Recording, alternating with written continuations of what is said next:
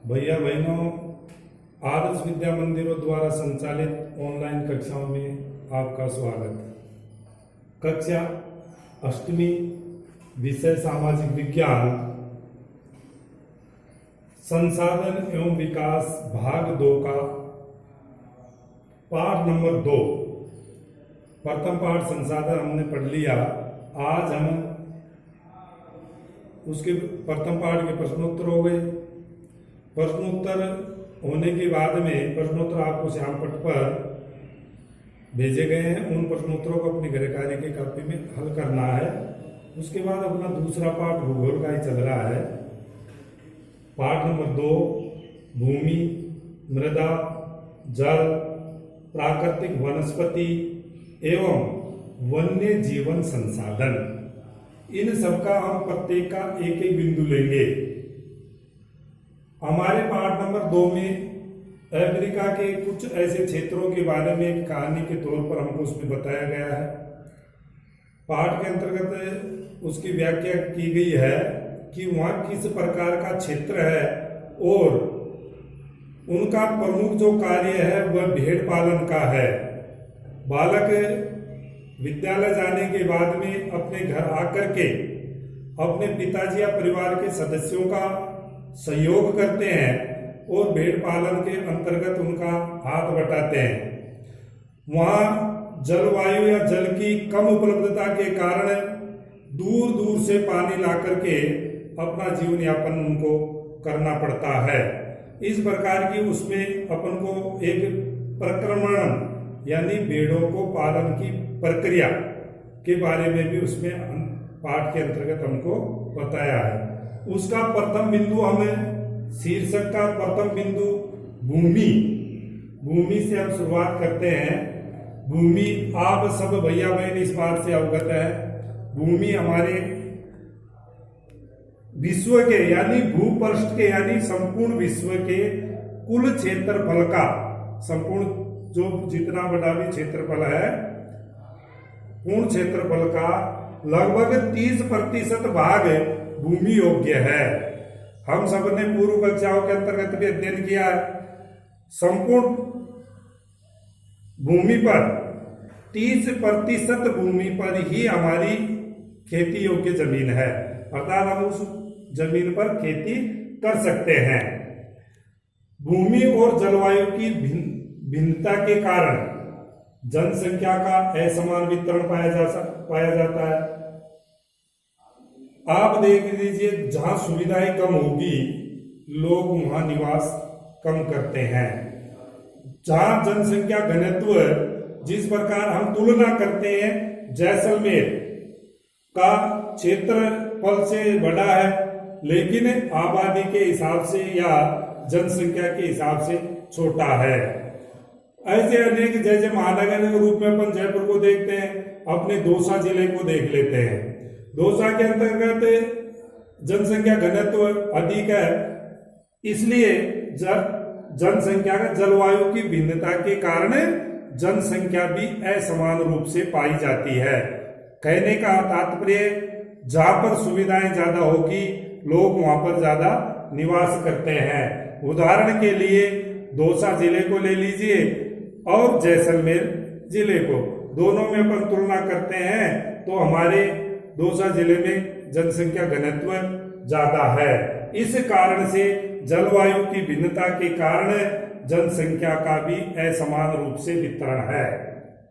उसके अपना उसमें बिंदु चल रहा है, इसमें भूमि का उपयोग। हम सब जानते हैं भूमि का उपयोग किस प्रकार से और किन कार्यों के लिए होता है। भूमि का उपयोग विभिन्न कार्यों के लिए किया जाता है। भूमि का जो हमारा भाग है उसको, भूमि बिना कुछ भी नहीं है।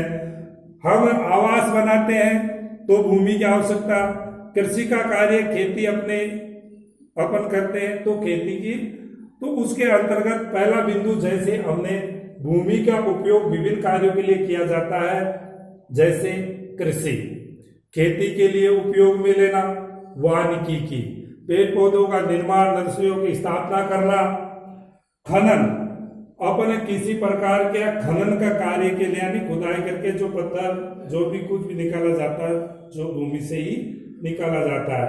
भूमि पर ही सड़कों का निर्माण होता है और उद्योगों की स्थापना भी इस पर ही भूमि पर ही की जाती है।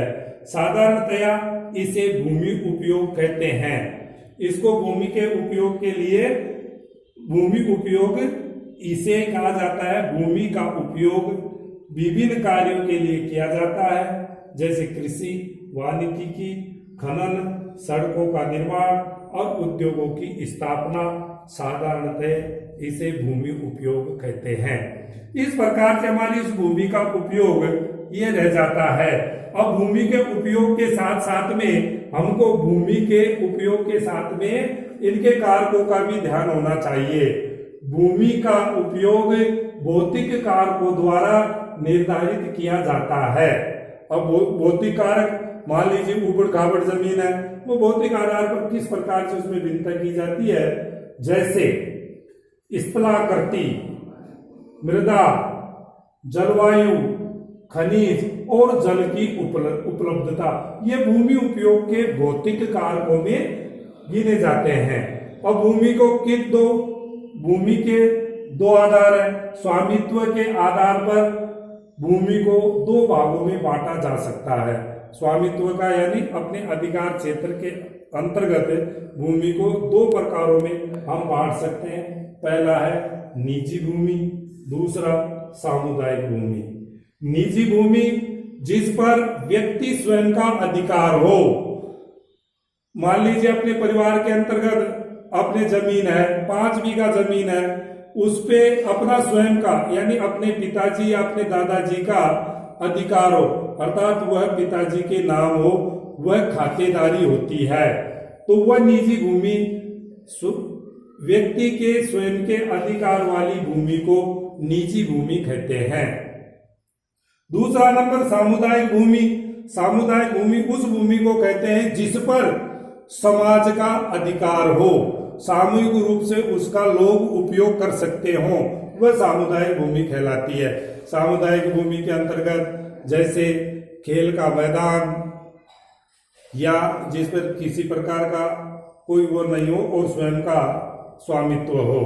समुदाय का सार्वजनिक रूप से उसका उपयोग हो, यानी लोगों के द्वारा सामुदायिक यानी सार्वजनिक रूप से उपयोग की जाने वाली भूमि को सामुदायिक भूमि कहते हैं। इसको साझा संपत्ति के नाम से भी जाना जाता है। इस सामुदायिक भूमि को साझा संपत्ति के नाम से भी जाना जाता है। आज हमने एक बिंदु के बारे में अध्ययन किया।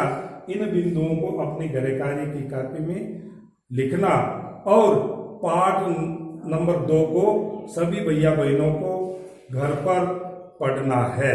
एक बार इसको पढ़ना, उसके बाद में जो श्याम पट पे दिया गया उसको अपनी गृह कार्य की कॉपी में करना।